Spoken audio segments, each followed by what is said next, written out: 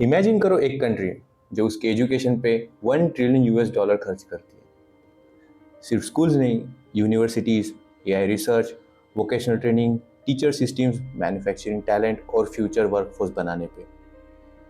ये अमाउंट इतना बड़ा है कि दुनिया के बहुत सारे कंट्रीज की टोटल इकोनॉमी से भी ज़्यादा है। और शॉकिंगली, चाइना ने ये 1 या 2 साल में नहीं किया, बल्कि वो पिछले 20 साल से कंटिन्यूसली एजुकेशन स्पेंडिंग को कंपाउंड कर रहा है। और रिजल्ट, आज चाइना दुनिया की फैक्ट्री भी है, इलेक्ट्रॉनिक्स जाइंट भी, ईवी सुपर पावर भी, और AI रेस का एक मेजर प्लेयर भी है। तो क्वेश्चन ये है, क्या चाइना की राइज के पीछे सबसे बड़ा फैक्टर उसका एजुकेशन इन्वेस्टमेंट है? और अगर हाँ, तो इंडिया और OECD कंट्रीज इस रेस में कहाँ स्टैंड करते हैं? Let's break this down. 2023 में चाइना ने एजुकेशन पे अराउंड 6.46 ट्रिलियन युआन स्पेंड किए। डॉलर में कन्वर्ट करें तो रफली 900 बिलियन डॉलर्स। और 2024 में ये और बढ़कर ऑलमोस्ट 1 ट्रिलियन US डॉलर के आसपास पहुंच गया। बट इम्पॉर्टेंट पॉइंट ये है, ये सिर्फ सेंट्रल गवर्नमेंट बजट नहीं है। इसमें इंक्लूड होता है schools, universities, vocational institutes, pre school systems, infrastructure, public funding, basically पूरा नेशनल एजुकेशन सिस्टम। और इंटरेस्टिंगली, चाइना ऑफिशियली अपने GDP का अराउंड 4% एजुकेशन पे स्पेंड करता है। अब सुनने में 4% काफ़ी नॉर्मल लग सकता है, बट जब आपकी GDP चाइना के साइज़ की हो तो ये एक जाइगेंटिक नंबर बन जाता है। अब सबसे इम्पॉर्टेंट चीज़ समझिए, चाइना का बिगेस्ट एडवांटेज उसकी हाई स्पेंडिंग नहीं है, बल्कि इट्स कंसिस्टेंसी।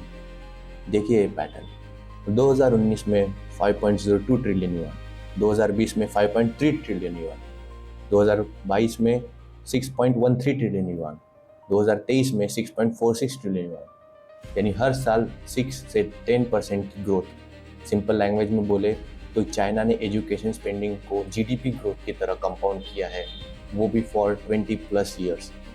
और कंपाउंडिंग का मैजिक क्या होता है?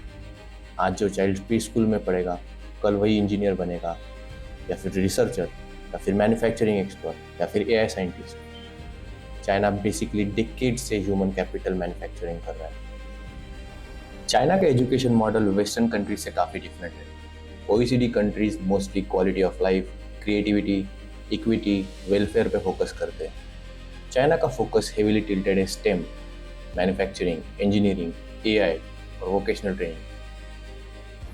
क्योंकि चाइना एजुकेशन को सिर्फ एक सोशल वेलफेयर नहीं मानता, वो उसे इकोनॉमिक वेपन की तरह मानता है।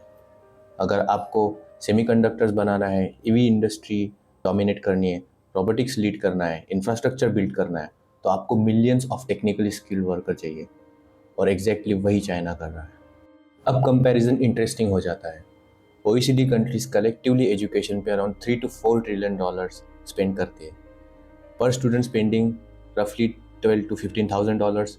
इंडिया का टोटल पब्लिक एजुकेशन स्पेंडिंग रफली 110 to 150 बिलियन US डॉलर्स के रेंज में एस्टिमेट किया जाता है।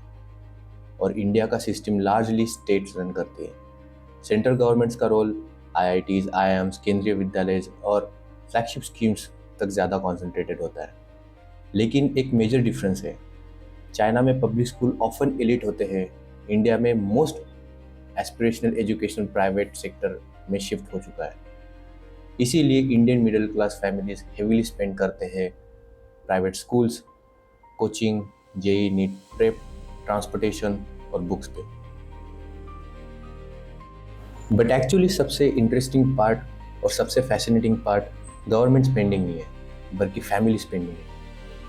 चाइनीज फैमिलीज अपनी एनुअल इनकम का 10 से 20-25% तक एजुकेशन पे स्पेंड करते हैं। Why? Because extreme competition, especially गाँव, चाइना का university entrance exam, parents believe education is equal to survival. Even after China's double reduction policy, private tutoring underground forms में स्टिल कंटिन्यू कर रहा है।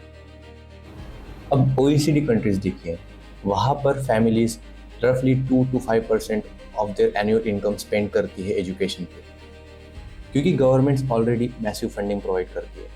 और इंडिया समवेयर इन बिटवीन है। Indian families average 8 to 15% income education पर spend करती है। और मिडिल क्लास फैमिली के लिए ये ईजिली 20% क्रॉस कर सकता है, स्पेशली अगर प्राइवेट स्कूल्स प्लस कोचिंग दोनों हो। तो फाइनल कंक्लूजन क्या है? चाइना एजुकेशन को एज ए एक्सपेंस नहीं मानता, बल्कि उसे एक लॉन्ग टर्म इन्वेस्टमेंट मानता है। OECD कंट्रीज एजुकेशन को वेलफेयर और इक्वालिटी के लेंस से देखती है, और इंडिया अभी भी एक्सेस और क्वालिटी के बीच में स्ट्रगल कर रहा है। इसीलिए चाइना का स्पेंडिंग साइकोलॉजिकल और कॉम्पिटिटिव है, OECD का सप्लीमेंटर और लाइफस्टाइल ड्रिवन, जबकि इंडिया का फंक्शनल, बेसिक क्वालिटी बाय करने के लिए। और शायद इसीलिए आज जब दुनिया AI, robotics, EVs, semiconductors, advance manufacturing की रेस में एंटर कर रहे हैं, तो एजुकेशन स्पेंडिंग सडनली सिर्फ सोशल पॉलिसी नहीं, नेशनल पावर बन चुकी है। तो दोस्तों, आपको क्या लगता है कि इंडिया को क्या चाइना का मॉडल फॉलो करना चाहिए या फिर उसे अपना एक ओन मॉडल बनाना चाहिए? Do let me know in the comments below. धन्यवाद।